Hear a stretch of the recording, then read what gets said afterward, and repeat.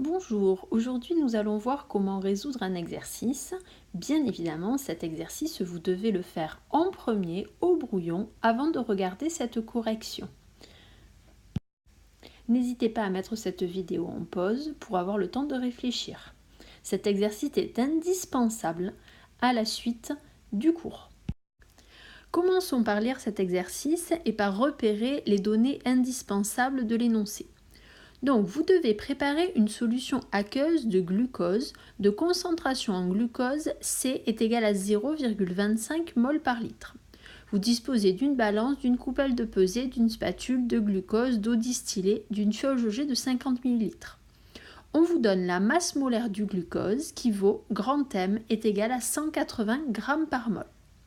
La première question demande de calculer la quantité de matière de glucose qu'il faudra introduire dans la fiole jaugée de 50 ml pour préparer cette solution. Nous connaissons donc la concentration C égale à 0,25 mol par litre et le volume de la fiole qui est également égal au volume de la solution, qui est égal à 50 millilitres. Nous connaissons également la masse molaire du glucose, qui est ici le soluté à dissoudre, qui vaut 180 g par mol. La première question nous demande donc de calculer la quantité de matière de glucose qu'il faut dissoudre. Nous connaissons la formule de la leçon.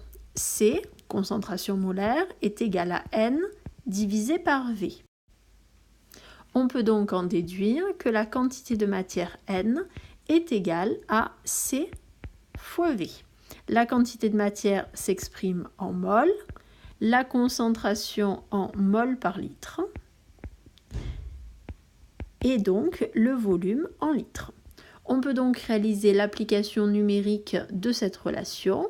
N ici donc du glucose va être égal à C qui vaut 0,25 multiplié par le volume 50 ml qu'on n'oublie pas de convertir en litres, c'est-à-dire 50 fois 10 puissance moins 3.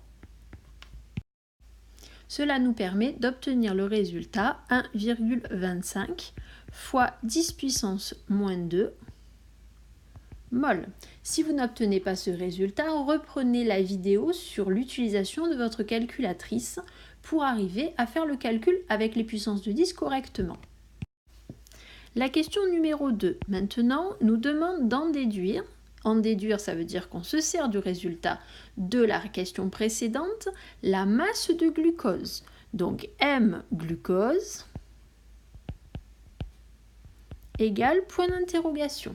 Faisons appel à nos connaissances. On connaît la relation entre la quantité de matière et la masse. On sait que petit n est égal à la masse sur la masse molaire. Transformons cette relation, puisqu'ici on cherche la masse. La masse va être égale à la quantité de matière multipliée par la masse molaire du glucose.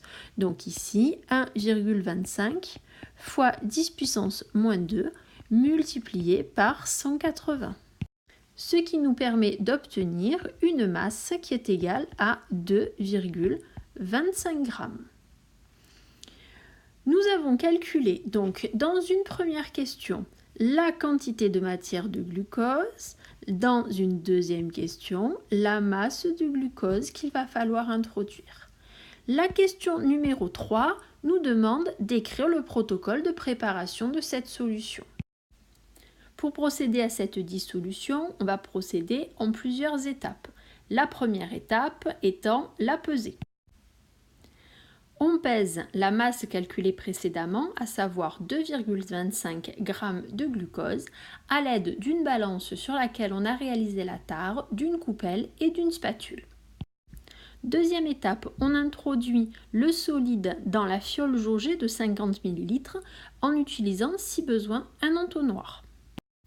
Troisième étape, on rajoute de l'eau distillée pour remplir aux 3/4 la fiole jaugée. Cette eau va permettre de dissoudre le solide introduit. On va ensuite agiter cette fiole jaugée de manière à dissoudre la totalité du solide dans le solvant introduit. Cinquième étape, on ajuste ensuite jusqu'au trait de jauge à l'eau distillée. Attention à ne pas oublier la sixième étape qui consiste à agiter la solution pour homogénéiser le mélange. La solution est maintenant prête. Vous avez résolu votre exercice.